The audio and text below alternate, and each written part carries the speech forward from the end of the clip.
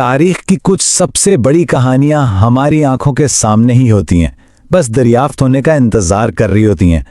आज हम एक ऐसी ही गुमशुदा दुनिया की बात करेंगे, एक ऐसी तहजीब की जो कांसी के दौर में तो अपने उरूज पर थी, लेकिन फिर हजारों साल तक उसे कोई जानता तक नहीं था। और फिर 1924 में इस ऐलान ने पूरी दुनिया को जैसे हिला कर रख दिया। इसने एक ऐसी तहजीब से पर्दा उठाया जो कदीम मिस्र और मेसोपोटामिया जितनी ही पुरानी और तरक्की याफ्ता थी। लेकिन कमाल की बात यह थी कि तारीख इसे मुकम्मल तौर पर भुला चुकी थी।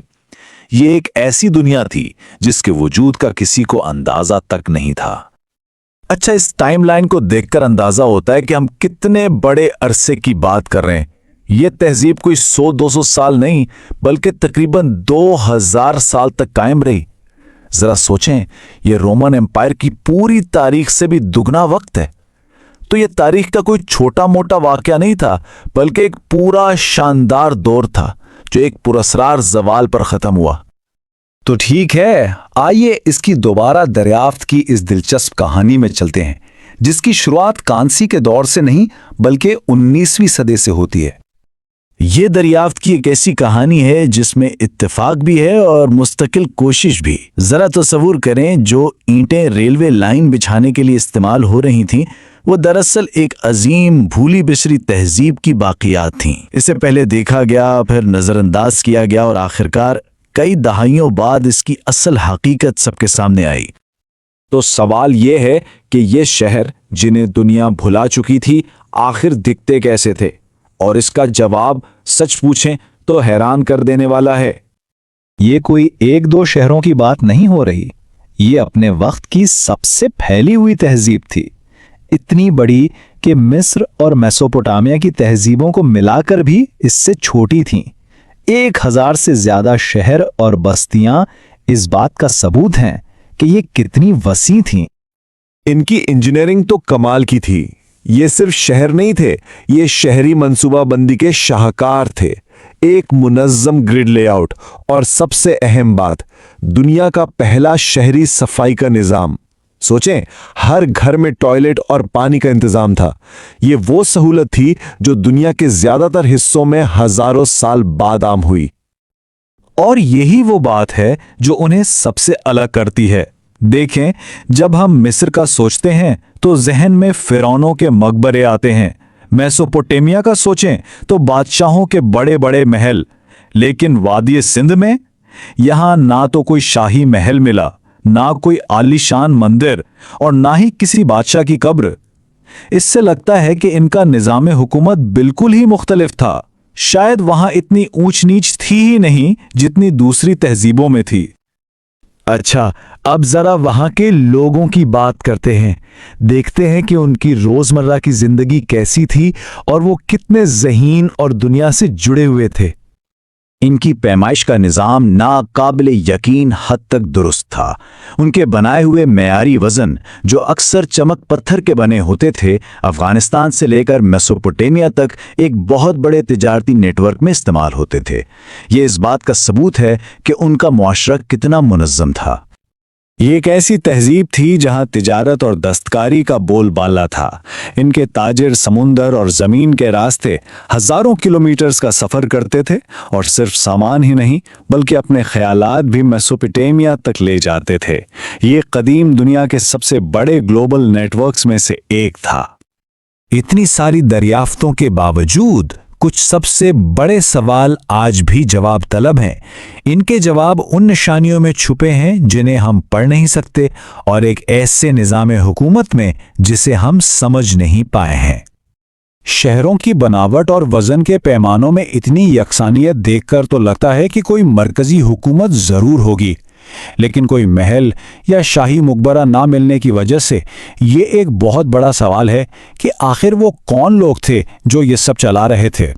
क्या वो पुजारी थे, ताजरों की कोई कमेटी थी या कुछ और सबसे बड़ा राज है उनकी तहरीर, जो हजारों छोटी छोटी पत्थर की मेहरों पर मिली हैं। इन मेहरों पर अक्सर बैल जैसे जानवरों की तस्वीरें हैं और कुछ पर तो एक सींग वाले अफसानवी जानवर की शक्ल भी बनी है। माहिरीन आज तक इस बात पर मुत्तफिक नहीं हो सके कि ये निशानियां किसी ज़बान के अल्फाज हैं या सिर्फ मुख्तलिफ चीज़ों के लिए अलामतें। जब तक ये राज नहीं खुलता, वादी सिंध के लोगों की अपनी आवाज़ हम तक नहीं पहुंच सकती। तो अब हम आते हैं सबसे बड़े सवाल पर। आखिर इतनी बड़ी और तरक्की याफ्ता तहजीब अचानक गायब कैसे हो गई? शुरू में यह समझा जाता था कि शायद किसी ने हमला करके उन्हें ख़त्म कर दिया, लेकिन आज के माहिरीन इस बात को नहीं मानते। ज़्यादातर का ख्याल है कि यह ज़वाल आहिस्ता आहिस्ता आया और इसकी सबसे बड़ी वजह शायद मौसमियाती तब्दीली थी, जिसने उनके पूरे ज़रई निज़ाम को तबाह करके रख दिया। लेकिन वादी सिंध की तहजीब ऐसे ही ख़त्म नहीं हो गई। इसके लोग वहाँ से चले गए, लेकिन उनके ख़यालात और रिवायात ज़िंदा रहें, और बाद में आने वाली तहजीबों में उनकी हल्की सी झलक आज भी नज़र आती है। तो ये कोई अचानक खात्मा नहीं था, बल्कि एक तब्दीली थी। एक बड़ी मुनज़्ज़म शहरी तहजीब ने आहिस्ता आहिस्ता छोटी देही बस्तियों की शक्ल इख्तियार कर ली। तो कहानी यहाँ ख़त्म नहीं होती, बल्कि हम देखते हैं कि इनके असरात आज भी किसी न किसी शक्ल में मौजूद हैं। खेती बाड़ी के तरीके हों, फ़न हो या कुछ मजहबी अकायद, वो बाद में आने वाली जनूबी एशियाई तहजीबों का हिस्सा बन गए। वादी सिंध की कहानी हमें बताती है कि इंसानी तारीख के पूरे बाब भुलाए जा सकते हैं और फिर दोबारा ढूंढे भी जा सकते हैं।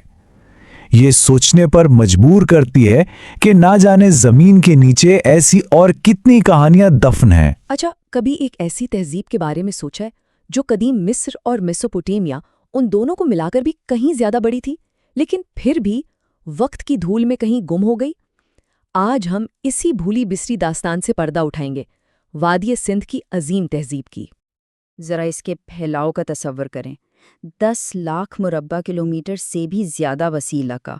ये एक ऐसी सल्तनत थी जिसकी वसअत का अंदाज़ा लगाना आज भी मुहक्किकीन के लिए सच में हैरान कुन है। और सबसे कमाल की बात तो ये है कि वादी सिंध की तहजीब सिर्फ मिस्र या मेसोपोटामिया से बड़ी नहीं थी, बल्कि उन दोनों को अगर मिला भी दें तब भी उसका रकबा ज़्यादा था। ये कदीम दुनिया का एक ऐसा देव था जिससे दुनिया सदियों तक बिल्कुल नावाकिफ रही। तो पहला सवाल तो यही जहन में आता है कि इतनी बड़ी तहजीब आखिर गुमनामी के अंधेरों में कैसे चली गई? आइए इस गुमशुदा दुनिया के राजों को खोजने का सफ़र शुरू करते हैं। ज़रा सोचिए, हज़ारों साल तक एक पूरी की पूरी दुनिया, उसके शहर, उसके लोग, सब कुछ ज़मीन के नीचे दफन रहा। उनकी कहानियाँ, उनकी कामयाबियाँ सब एक अनकही दास्तान बनकर रह गईं। हर अजीम तहजीब की कहानी के पीछे ना कोई दरिया ज़रूर होता है, वही उसकी बुनियाद रखता है। तो वादी सिंध की कहानी का मरकज़ी किरदार कौन था? जवाब है दरियाए सिंध। वादी सिंध सिर्फ एक जोग्राफियाई नाम नहीं है, ये उस तहजीब की शहरग थी, उसका गहवारा और उसकी ज़िंदगी की ज़मानत थी। लेकिन सिंध का तोहफ़ा आम दरियाओं जैसा नहीं था। जहाँ दूसरे दरियाओं के सैलाब तबाही लाते थे, वहीं सिंध हर साल एक काबिले एतमाद वक्त पर पानी लाता था, एक नेमत की तरह। उसने ज़मीन को इतना ज़रखेज़ बना दिया कि गोया एक कुदरती जन्नत वजूद में आ गई। और इसी इस्तेहकाम ने खुराक की फरावानी को यकीनी बनाया, जिस पर एक अजीम माशरे की बुनियाद रखी गई। और इस तहजीब की जड़ें बहुत गहरी थीं। ये कहानी शुरू होती है तकरीबन 7000 क़ब्ल मसीह से, जब यहाँ खुराक पैदा करने का दौर शुरू हुआ। फिर 2600 क़ब्ल मसीह तक इसके अजीम शहर अपने उरूज पर पहुँचे, और फिर 1900 क़ब्ल मसीह के आसपास इस पर ज़वाल के साए मंडलाने लगे। और अब चलते हैं उस तहजीब के सुनहरी दौर में, जहाँ उसकी ज़हानत और मंसूबाबंदी अपने कमाल पर नजर आती है, यानी उसके शहरों में जो खास तौर पर पानी को काबू करने के लिए बनाए गए थे। इनमें 2 नाम सबसे नुमायां हैं, मोहनजोदाड़ो और हड़प्पा। ये सिर्फ शहर नहीं थे, बल्कि कदीम इंजीनियरिंग के वो शाहकार थे जो आज भी माहिरीन को हैरान कर देते हैं। ये शहर किसी इत्तफाक का नतीजा नहीं थे, बल्कि एक नाकाबिले यकीन मंसूबे का हिस्सा थे। सीधी सड़कों का जाल, अवामी इमारतों के लिए ऊंचे चबूतरे और लाखों की तादाद में एक ही साइज की पक्की ईंटें। लेकिन असल कमाल तो इनका शहर भर में फैला निकासी आब का निज़ाम था। कई घरों में तो अपने ज़ाती कुएं और गुस्ल खाने तक मौजूद थे। ان کی ترقی کا اندازہ صرف اس ایک بات سے لگایا جا سکتا ہے، انہوں نے دنیا کا پہلا شہری صفائی کا نظام بنایا جو اپنے وقت سے ہزاروں سال آگے تھا۔ یہ ایک ایسی کامیابی تھی جس تک پہنچنے میں باقی دنیا کو مزید کئی صدیاں لگ گئیں۔ یہ دریا صرف زندگی اور زراعت ہی نہیں دے رہا تھا، یہ اس تہذیب کے لیے ایک معاشی انجن بھی تھا۔ اسی دریا نے وادی سندھ کو اس وقت کی معلوم دنیا سے جوڑا تھا۔ دراصل یہ دریا ایک قدرتی سپر ہائی وے کی طرح تھا۔ اس نے 1000 سے زیادہ چھوٹی بڑی بستیوں کو ایک لڑی میں پرو دیا تھا، جس سے نہ صرف اندرونی تجارت ممکن ہوئی بلکہ دور دراز تہذیبوں تک بھی ان کی رسائی ہوئی۔ ان کے عالمی رابطوں کے ثبوت آج بھی ملتے ہیں۔ میسوپوٹیمیا یعنی آج کے عراق کی سرزمین سے وادی سندھ کی مہروں کا ملنا اس بات کی گواہی ہے کہ وہ کپاس اور قیمتی موتیوں جیسی چیزیں وہاں تک بھیجتے تھے، اور وادی کے اندر تجارت اتنی منظم تھی کہ ہر جگہ ایک جیسے وزن اور پیمانے استعمال ہوتے تھے۔ ہر عروج کو زوال ہے، لیکن وادی سندھ کا زوال آج بھی ایک بہت بڑا معمہ ہے۔ اب ہم کہانی کے اس پراسرار موڑ پر آتے ہیں جب دریا نے اپنا رخ بدلا اور شاید تاریخ کا دھارا بھی بدل گیا۔ 700 سال تک اپنے عروج پر رہنے کے بعد آخر وہ سب لوگ کہاں چلے گئے؟ یہ وہ سوال ہے جو آج بھی مورخین اور ماہرین آثار قدیمہ کو سوچنے پر مجبور کرتا ہے۔ کوئی جنگ یا حملے کے ثبوت تو نہیں ملتے، اس کے بجائے تحقیق سے جو سراغ ملے ہیں وہ ایک بالکل مختلف کہانی سناتے ہیں، جیسے آب و ہوا میں شدید تبدیلیاں، مانسون کے نظام کا بگڑنا، اور شاید زمین کی اندرونی حرکت جس نے دریا کا راستہ ہی بدل دیا۔ یہ ایک تلخ حقیقت ہے کہ جس دریا نے اس تہذیب کو زندگی کی نعمت بخشی تھی، شاید اسی دریا کی بے رخی اس کے خاتمے کا سبب بن گئی۔ قدرت کا جو تحفہ تھا وہی امتحان بن گیا۔ ان کے شہروں کو کسی فوج نے فتح نہیں کیا، نہ ہی کسی بادشاہ نے انہیں تباہ کیا۔ انہیں بس خالی چھوڑ دیا گیا، اور پھر وقت نے دھیرے دھیرے انہیں ریت کی چادر میں چھپا دیا۔ یہ ایک ماحولیاتی تبدیلی کی خاموش اور سبق آموز داستان ہے۔ اور یہیں پر وادی سندھ کی کہانی ماضی سے نکل کر ہمارے حال سے جڑ جاتی ہے۔ جب آج ہم خود بدلتی ہوئی آب و ہوا کا سامنا کر رہے ہیں تو سندھ کے ان خاموش شہروں کی یہ سرگزشت ہمیں کیا سبق سکھا سکتی ہے؟ یہ ایک سوچنے والی بات ہے۔